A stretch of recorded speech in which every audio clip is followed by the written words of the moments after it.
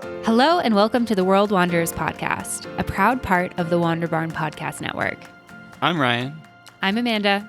And we're your hosts. We're a traveling couple and digital nomads taking you on our adventures as we explore locations, destinations, and careers. Enjoy the show. Hello and welcome back to a new episode of the World Wanderers. Today we are catching up with guests that we first had on all the way back in 2018, Tom and Meg Williams, who are joining us from the Republic of Georgia. If you guys remember back to the episode that we did with Tom and Meg back in 2018, they were living full-time in Mexico. They were blogging full-time for their blog, Food Fun Travel.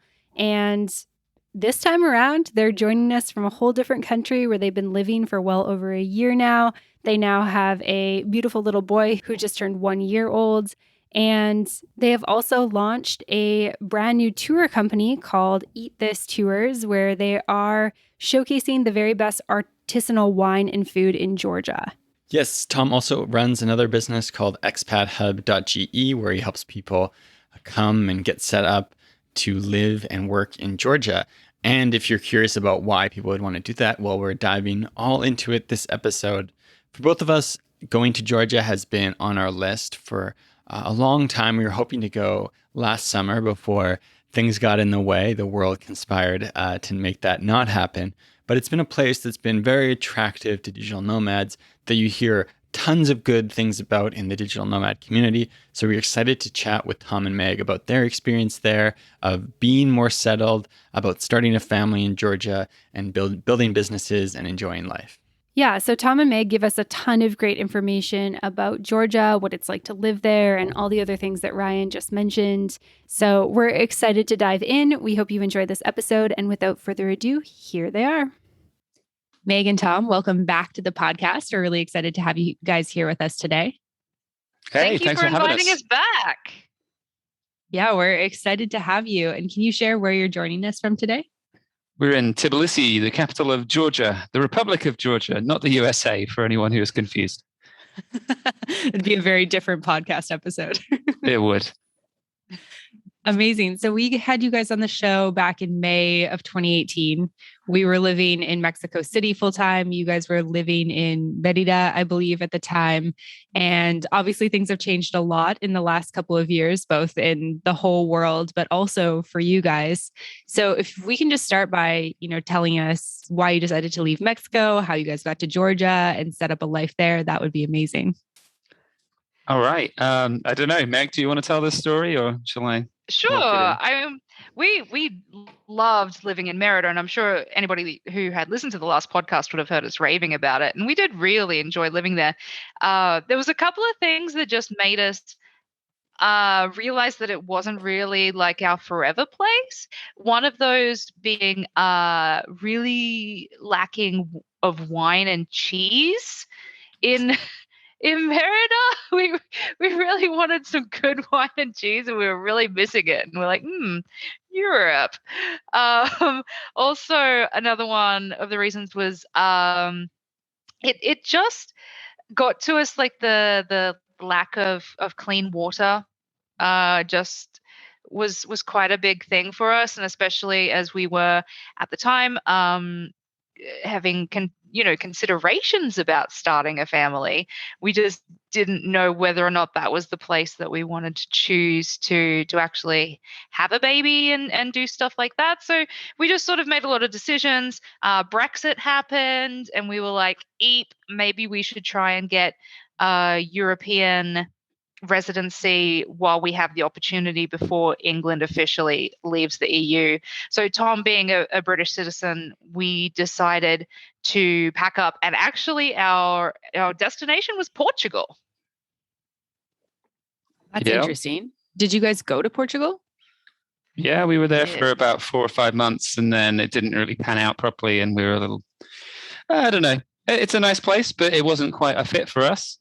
And we were looking into the healthcare situation for having a kid and everything like that, and a whole bunch of other things. And yeah, don't know, the vibe didn't quite hit us. It's this thing that, like, sometimes a destination is really awesome to visit, but then when you think about it as a forever home, you're like, oh, actually, I don't think I want to do forever. Well, no, I know nothing's ever really forever, but you're like, I don't know if we really fit here. So yeah, we both, before we actually got to Portugal, we did a big sort of Europe trip before we're going to do the whole settle down in Portugal thing. And we came back to Georgia. We originally were here in 2016.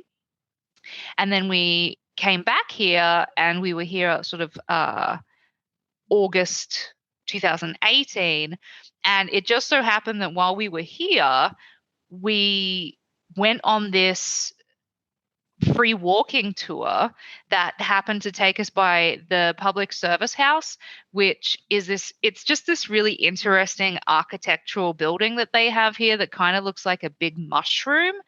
So it happened to be on the walking tour, and we walked in and there was this flashing sign that just said marriage registrations. And we're like, I don't know, we both kind of clocked it and went, all right. And then went out for lunch later and went, I wonder how easy it is to get married in Georgia. And 4 days later, we did it. 4 days later? Yeah. Yeah.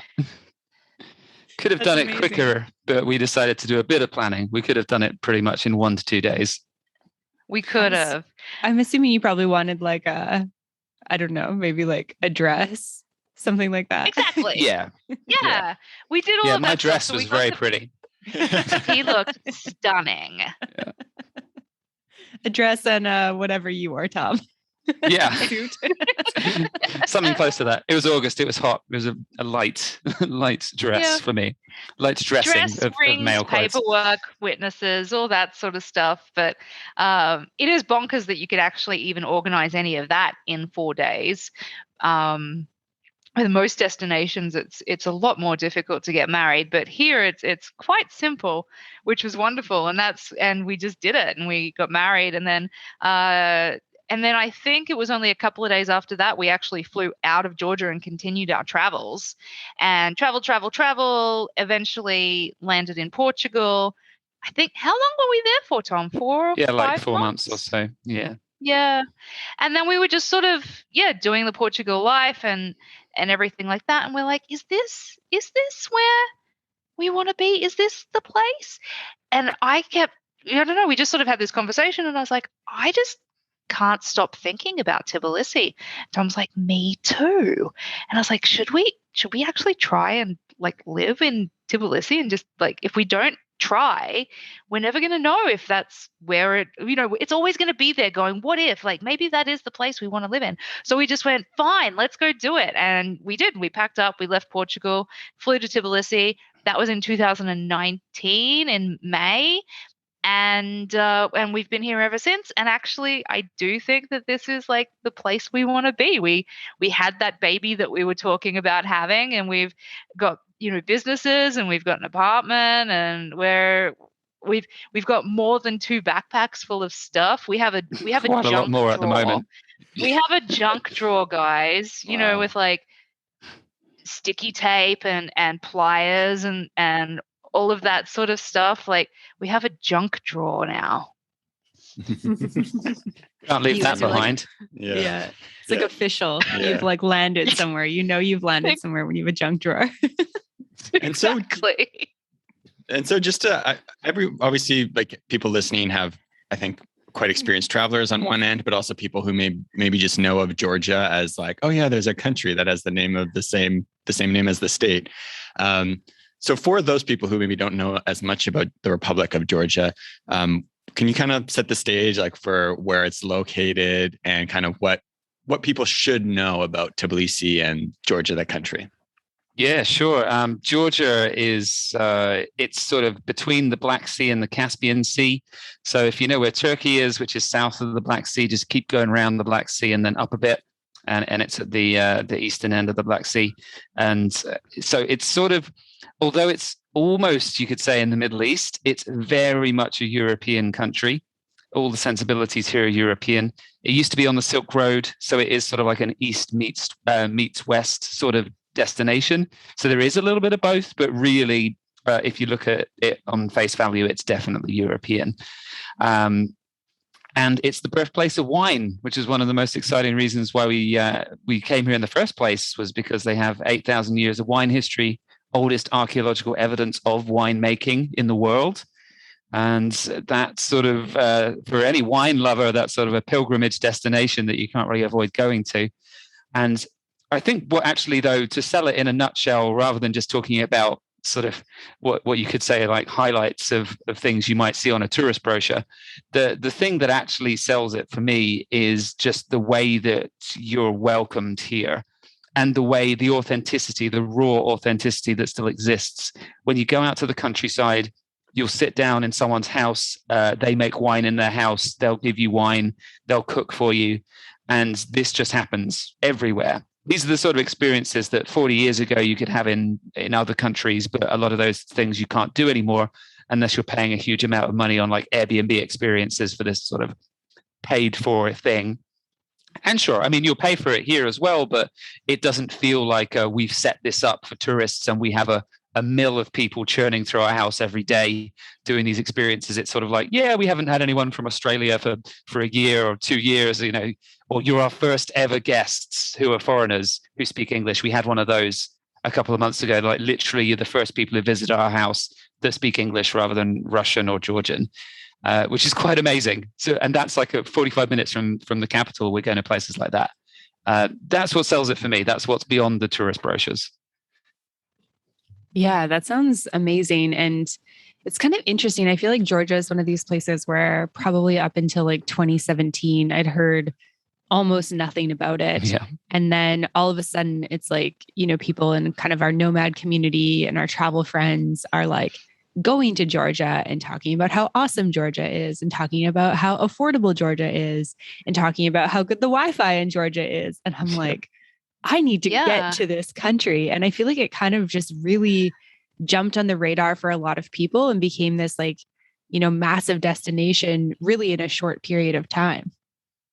Yeah. We had so many people that were planning to visit us in 2020, and we were lining up, you know, to show people around, and, you know, all these bloggers and all these people were like, yes, I'm coming.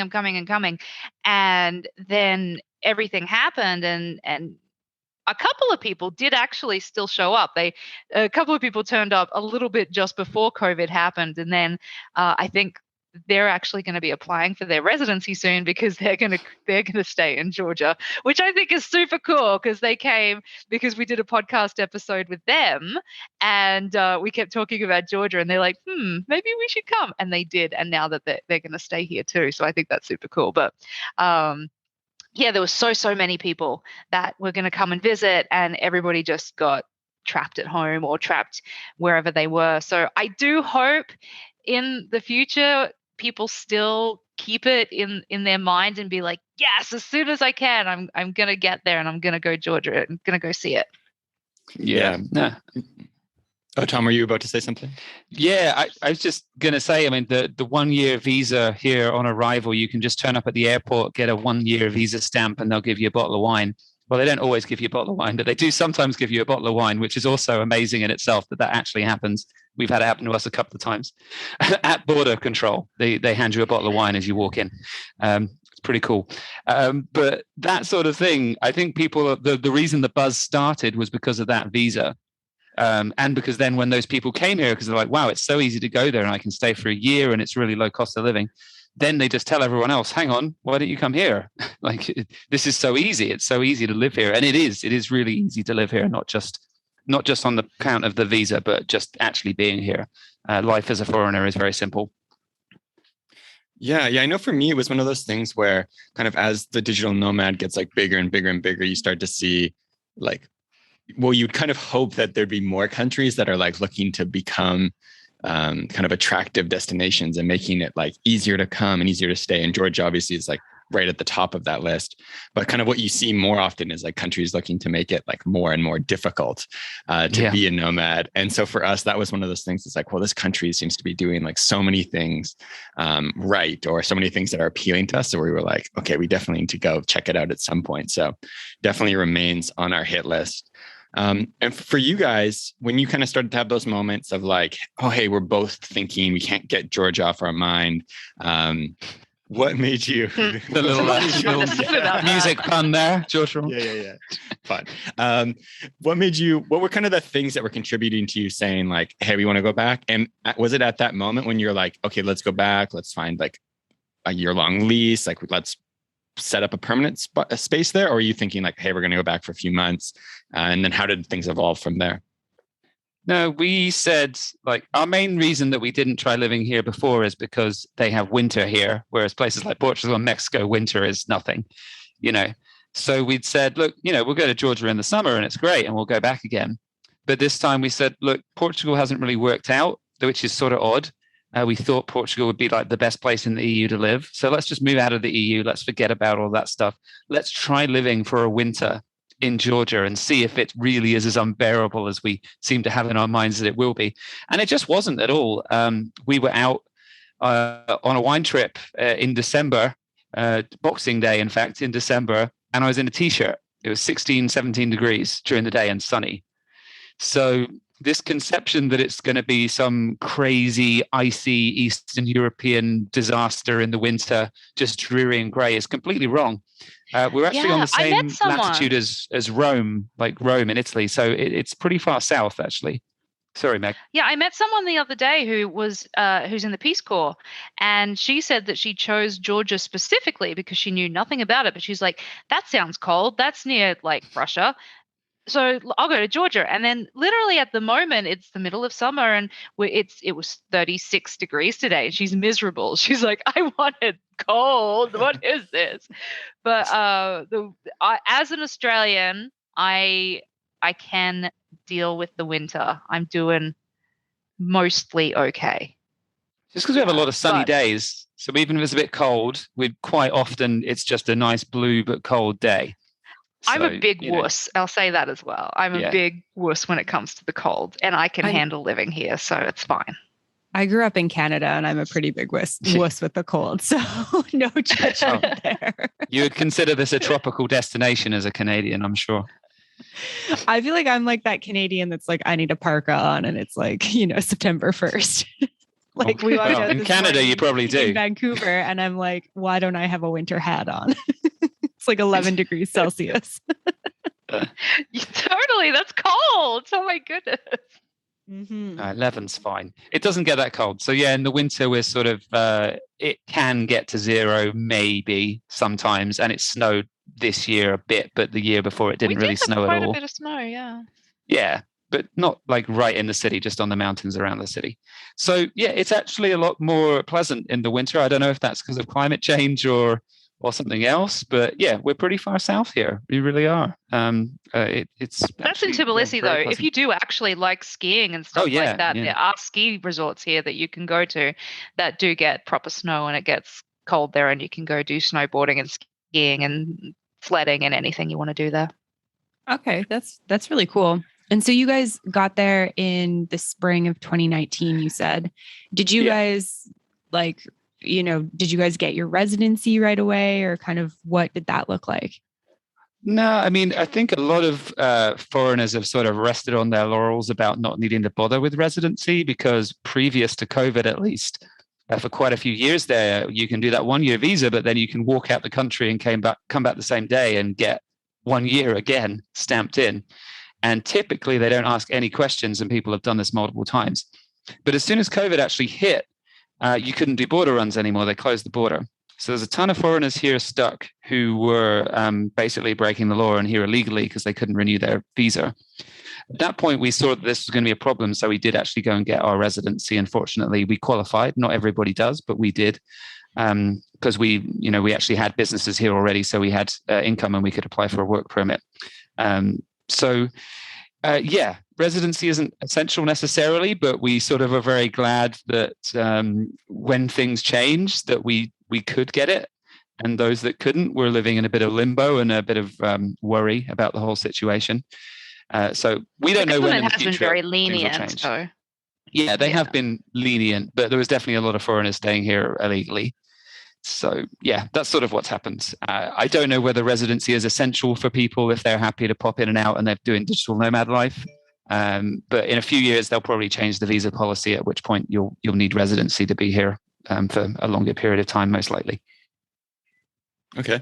And so you mentioned getting married is super straightforward and easy and quick to do. Yeah. What is the process of like getting residency, setting up bank accounts? You mentioned setting up businesses. Like, is all that stuff relatively smooth, or is it kind of like some other places? Yeah, smooth's a good word for it. I would say all of these processes are quite doable. So if you're a foreigner and you turn up here, you can open a business. You don't have to be a resident to open a business.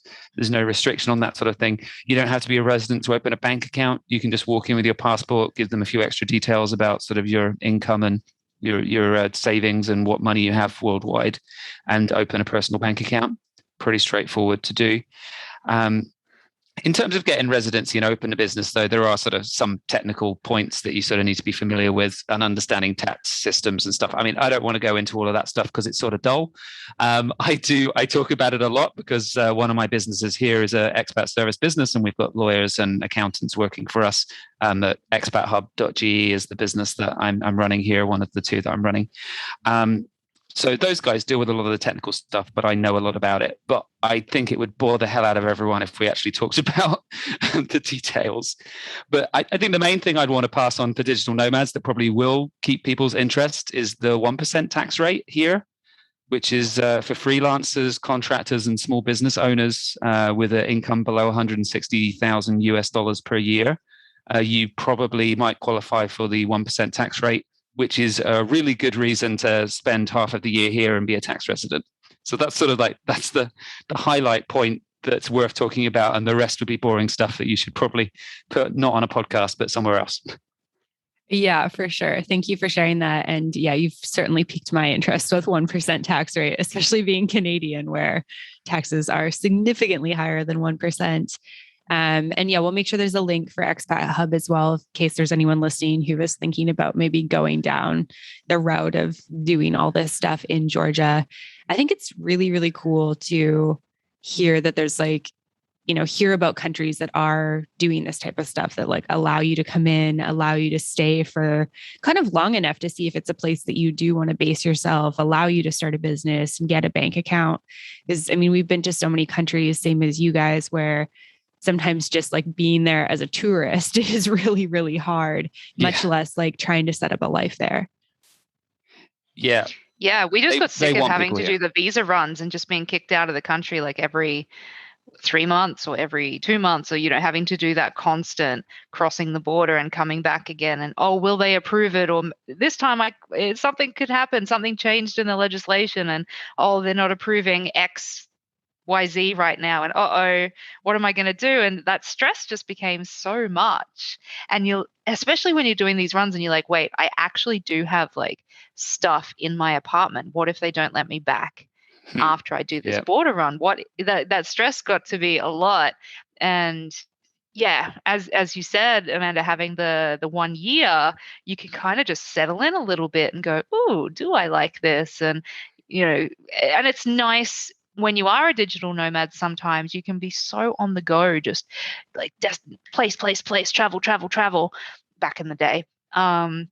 It is nice to just sort of relax and have a place to work, get some stuff done, and just, have a comfortable place to catch up and just, relax for a bit. Mm-hmm, for sure. I mean, that was honestly one of the reasons why we ended up in Mexico, because we started our nomad journey in Asia, as so many do. And, being a nomad in Chiang Mai, Thailand, or in Bali, Indonesia is obviously amazing for community and meeting other people and stuff like that. But it's like, Thailand having to visa run every 30 days and have that stress, or Bali having to extend after 30 days and visa run after 60 days. I was like, I don't want to have to go somewhere, and like, not that I don't want to go somewhere, but I don't want to have to go somewhere every 60 days. And we loved that Mexico is 6 months. And then they're also very relaxed about being able to come and go and that type of thing. Although while we were living there, like when we met you guys, we did have to do a visa run. And I remember thinking, like, we have a lease on an apartment. We left most of our stuff behind. We went to Panama for 2 weeks. And I'm like, I hope what people are saying is right. Like, I hope that Mexico lets us back in and they're not just like, no, sorry, you've like extended your 6 months here, like go back to Canada. And we're like, okay.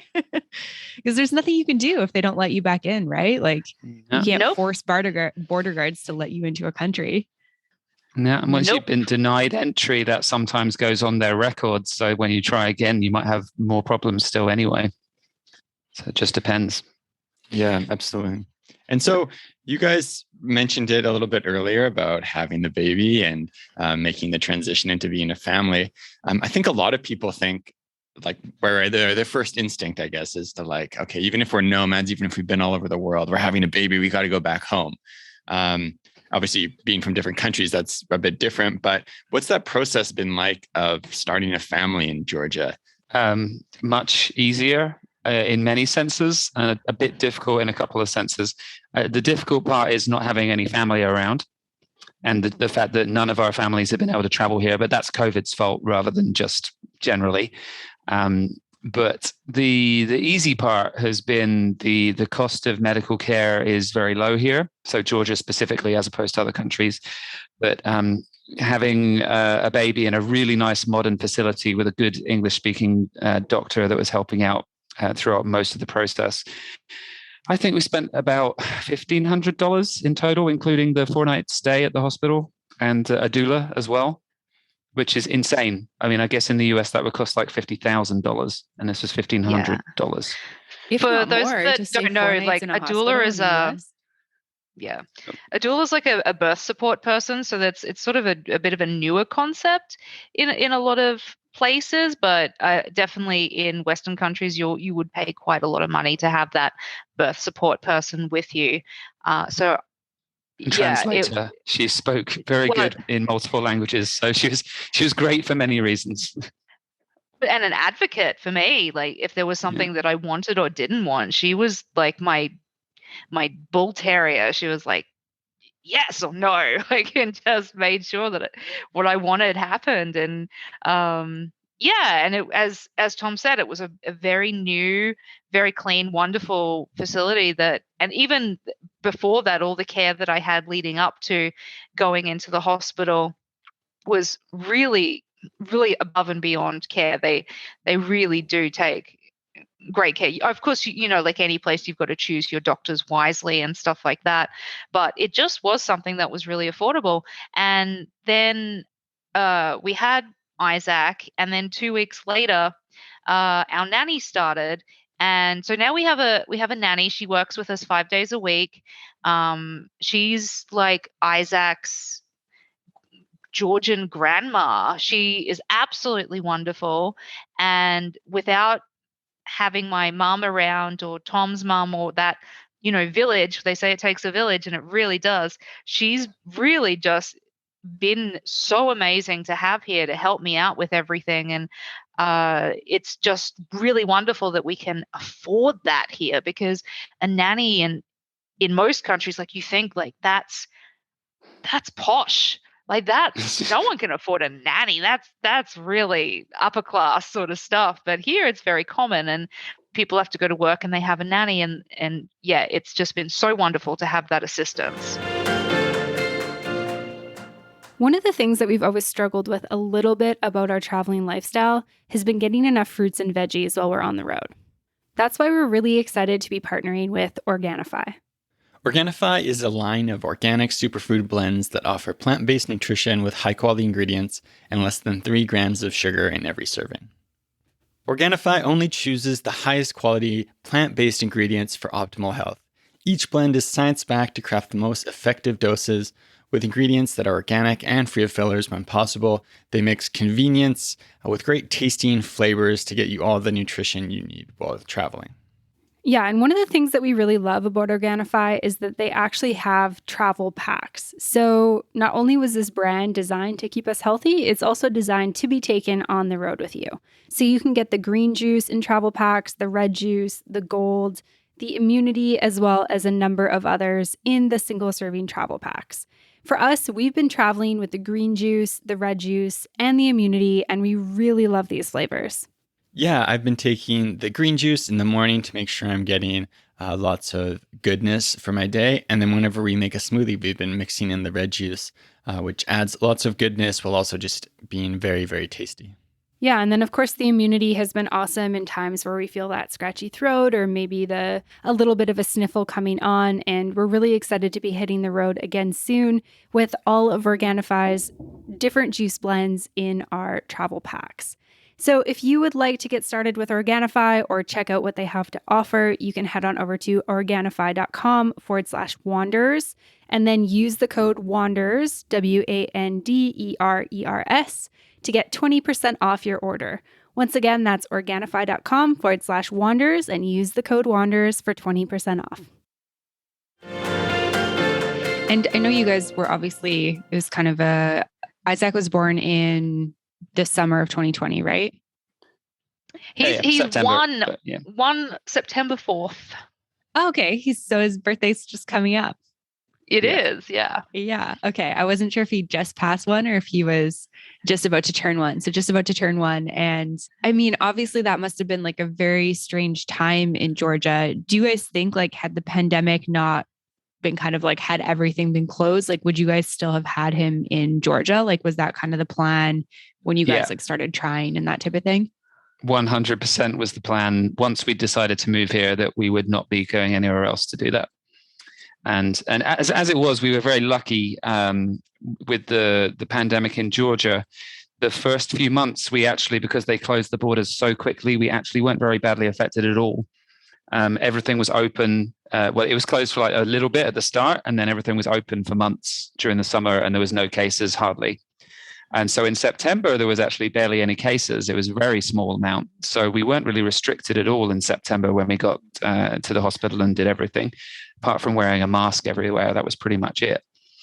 But then by November of that year, unfortunately, COVID had sort of got in and people had started getting affected. And then the cases went completely wild and we had horrific transmission rates here. So yeah, we were just really lucky that happened before, Isaac was born before that all went down the pan. Yeah, for sure. That's interesting to hear too. I'm glad that you guys were able to have like, everything be sort of relatively normal and then also be able to have him and have everything go really well there. Is he a Georgian citizen then? Like, does Georgia give citizenship on birth? No, there's actually not a lot of countries that do. It's mostly the United States and a handful of South American countries. I actually think Georgia might have done it up until maybe like, I would say even about maybe as soon as like 5 years ago, because a few Georgians have asked me, they're like, oh, so he's Georgian. And then I was like, no, I don't get citizenship by birth. And they're like, really? So I think it might be something that they have changed more recently here. But yeah, as it stands, it's really not as common as people think it is around the world. Yeah, for sure. It's interesting. We started looking into it a couple of years ago when we were just, starting to talk about like, okay, if we have kids in the future, like, how could we give them another passport? And it's cool because you guys are, from two different countries. So your baby's like dual citizen anyways. We're both Canadian, which is obviously a really great passport to give a child. But we were like, how could we give them a second one? And we were like, New Zealand would be cool. Japan would be cool. Singapore would be cool. And we're like, nope. Like, so many countries don't give passports on birth, which is actually something that I do think a lot of people don't realize. Yeah, for sure. No, most people think you just get it. And it's like, no, absolutely not. Even as it was, we recently were trying to apply for Isaac's residency here. And we let that run over by accident, just with everything going on. We're like, oh, wait, we're here legally, but our baby isn't. Oops, we need to fix that.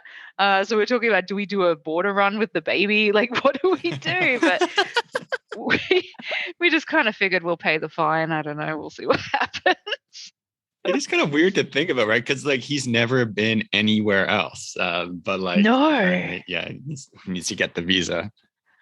Yeah, it's weird. Anyway, he's very, very cute. So it does help with with Georgian authorities when we're just like, look at him, he's gorgeous. And they're like, sure, that's fine.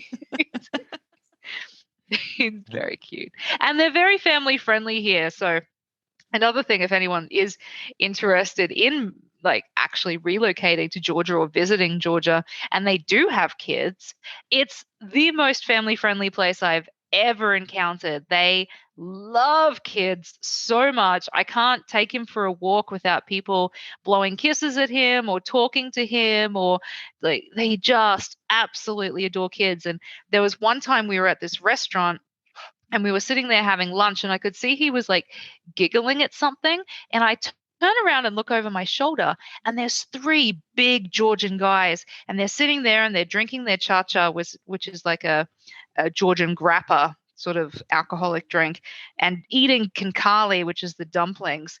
And so you would see that as like almost like a, you know, like a manly sort of get together. They're all doing manly stuff, but they would just poking faces at him and like sticking their tongue out and being like silly little goofs, because they're just really, really great with kids here. It's amazing. That's awesome. And so you mentioned having the doula who served as a translator as well. What's the language situation like in Georgia, and what's it like as an English speaker there? Georgian is the primary language, and it doesn't really relate to any other languages. So learning it is really hard, and the alphabet is completely different from any other alphabet. So it's totally unique. So that part of it is a little bit frustrating. But a lot of people do speak English, so that really helps. Anyone sort of under 30 probably speaks English. Anyone older probably speaks Tbilisi. Some Russian. Yeah, no, there's plenty of people outside of Tbilisi that I've met that speak English, if they're younger, because they're teaching it in schools.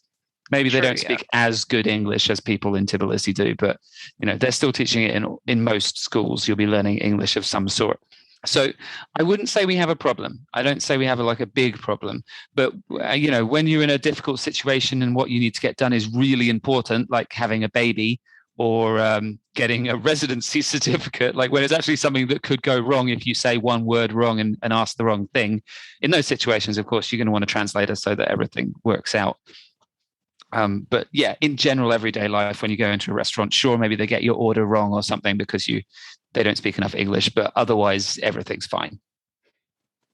Yeah, that's really interesting to hear. And I think one of the things we've heard a lot about in Georgia is like the community there. How have you guys, and I know it's been obviously a very weird time over the last year and a half, but how has it been for you guys kind of, you know, making friends and building a community and finding like other like-minded people and that type of thing? Super easy, because unlike a lot of other destinations that we have stayed in for a while, you tend to find that a lot of the community is retirees in some of these places. And so you find that like other than digital nomads who sort of pass through and continue on their way, the people that stay are always you know, mature aged people. And once you're outside of like Chiang Mai and stuff, which obviously is just full of digital nomads, but apart from those big hubs like Lisbon and Santiago and Chiang Mai, where it is just all young people coming together in some sort of, you know, huddle to brainstorm about business or whatever. A lot of other sort of second destinations that aren't major hubs, you find that the people who are expats are not necessarily in the same sort of style as we were and same style of travel. Whereas here they are, but then they're not necessarily nomads. They're just long-term expats, but younger ages, which has been quite a surprise compared to some of the other destinations we've lived. So it hasn't been that hard, but during COVID, it has been difficult just because of restrictions. We haven't been able to meet up with people so much, but we did form a pretty solid community before COVID. And because of that, we sort of managed to maintain those ties, and that's helped us be pretty stable. And then as new people have turned up, we sort of integrated them into our groups. Some people leave, some people arrive, you know how it works. But yeah, I think when COVID goes away, this is going to be as fantastic as it was in 2019, where just so many new people coming in all the time. Some of them stay longer, some of them don't, but we're just always meeting new people, and it was pretty amazing. Yeah, that's really awesome to hear. And I think, I mean, this is one of the challenges when you are doing this longer term, right? Is like finding an actual group of friends, or it's like you have a great, group of people and then everyone kind of goes their separate ways to different places because they want to travel a little bit. And it's like, are they going to come back to the same place? Who knows? And we definitely found like what you were talking about with the retirees a little bit when we were living in Panama City. I mean, Panama is an amazing place to live. We really, really loved it there. But it is a lot more like retirees than nomads there. And it's one of the things that I think keeps drawing us back to Mexico, is that we have so many more like nomad friends living in Mexico versus, a lot of the friends we were making would be like just passing through, or they'd only be there for a couple of months. Like they weren't living in Panama. Yeah. It's been really nice here that we've met quite a few people that are similar to us and have chosen to make Tbilisi home base. And it's really nice because, as Tom was saying, some people, do pass by and pass through, but we have met a solid amount of people that are like, no, we're the same as you, and we're setting up shop here, and we love it. So we're like, cool, that's really awesome. And so for you guys, kind of on a personal level, what's the transition been like into, going from being nomads and obviously being a bit more settled and based in Mexico to now kind of having a permanent home and starting a family? Is that something where you're feeling like sometimes you miss that like adventure of like the nomad life, or miss like getting to that next place, or are feeling like really comfortable and happy having that more permanent home base? I mean, we've done almost 100 countries. We would have actually hit the 100 before Isaac was born, except for COVID, which damaged our last trip that we were supposed to be doing like 4 other countries. So, I mean, we've sort of been to so many places already that I don't feel like we're missing out on traveling so much as having a break. And the domestic travel here is really varied for such a small country, which you can drive across in sort of 8 hours from east to west. We've got, snowy mountains and ski resorts in the north. We've got massive fertile wine valleys through the middle of the country. We've got the sort of warm and arid landscapes in the south, almost desert climates in the far south. And then we've got the Black Sea, which is sort of subtropical, seaside resort with seafood and all the usual stuff that you get by the sea. So there's still so much here we haven't even explored because we've been busy opening businesses and having a baby. We can do domestic travel relatively easy, and it still feels like we're having adventures and exploring new things. So the international travel hasn't been so much of an issue because we're in a country that just has so much going on.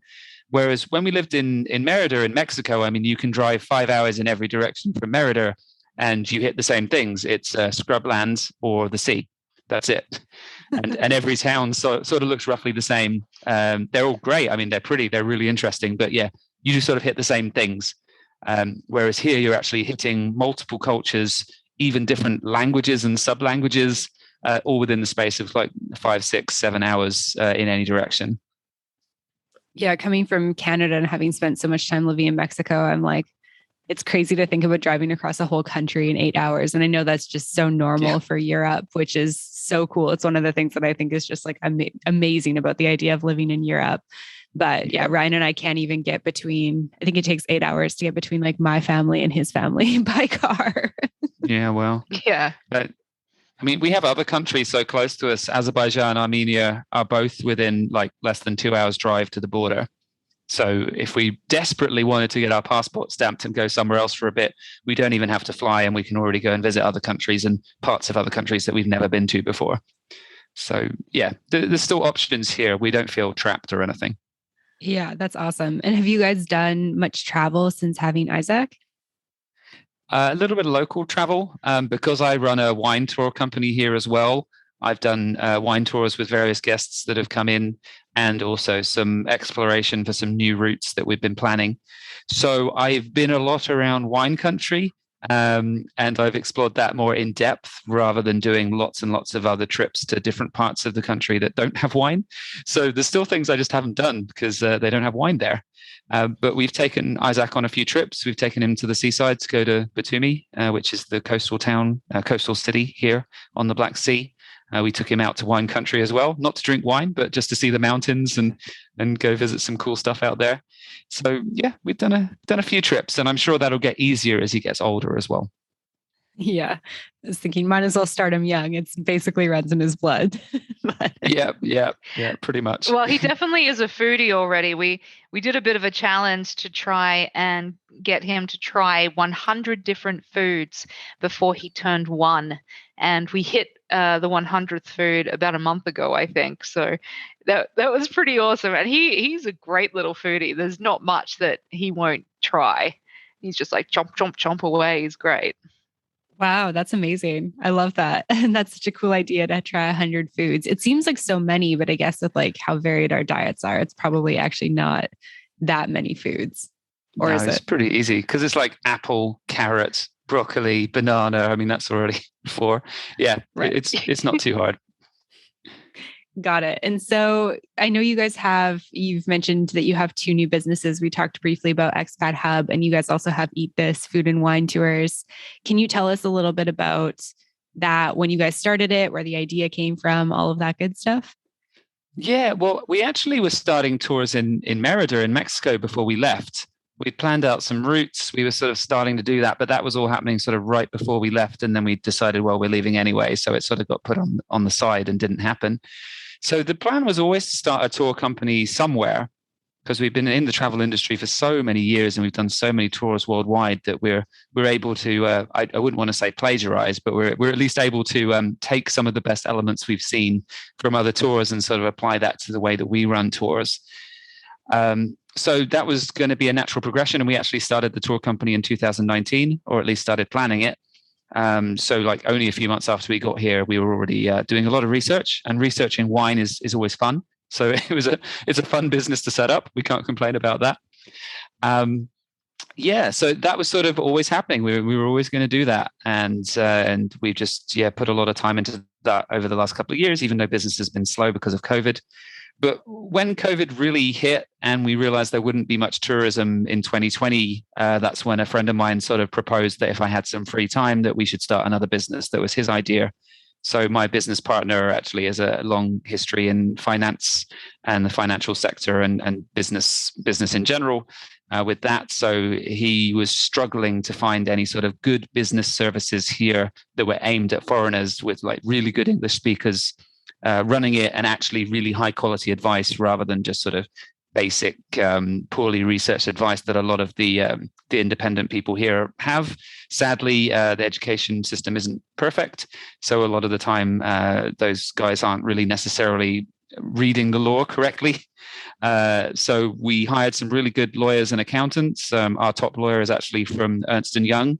He was already working for them for 5 years. And then we convinced him that he should come and be our head of tax department at our firm. So that's quite a huge thing to have someone that experienced and with that much knowledge to come in and be able to give really high quality advice. And so, it just evolved amazingly fast. It turned out we were the only company doing this. We're the only company doing it really well and with really high quality staff that we'd sort of cherry picked. And took us a bit of time to do that. And within sort of the year and a half we've been running it, we've gone from starting with 1 staff member to we've now got 22 staff. Within a year and a half. So that's the sort of demand we've been looking at. It's been quite intense, but also quite exciting at the same time, and also quite good that we can help so many people with this sort of business with legal services and tax and relocation and those sorts of things. Yeah, that's really amazing to hear. And I think just, having we got our residency in Mexico earlier this year, and we hired a legal service. And I feel like they were, how would you describe them? Mediocre? Yeah, mediocre. Yeah.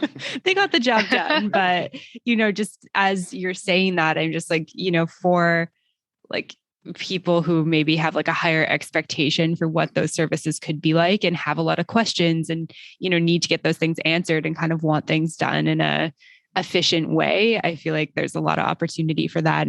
And congrats on going from 1 person to 22. That's absolutely amazing. It has been quite a roller coaster, but a very positive one. So we're quite excited about that, and we can't wait to host more events and those sorts of things when restrictions change. Because we're not just a law firm; we really do want to be a hub We're Expat Hub, and we want to be the hub that sort of provides a community for expats who move here for the first time as well. And that's been the hardest part, actually. The legal services have been relatively easy because we can offer them through Zoom consultations and things, but actually meeting the people in person has been the hard part. Yeah, absolutely. And on that note, have you guys been able to like restart the food and wine tours, or is that still kind of like on hold with restrictions right now? Yeah. No, we restarted the tours in April this year. And we've actually run a lot of tours, and my September calendar is actually pretty busy. I'm finding it quite hard to run both businesses at once because I actually have quite a lot of bookings now. And we're currently, I don't know when this podcast is going out or if this is even going to be relevant, but we've got harvest season now. It's September, October.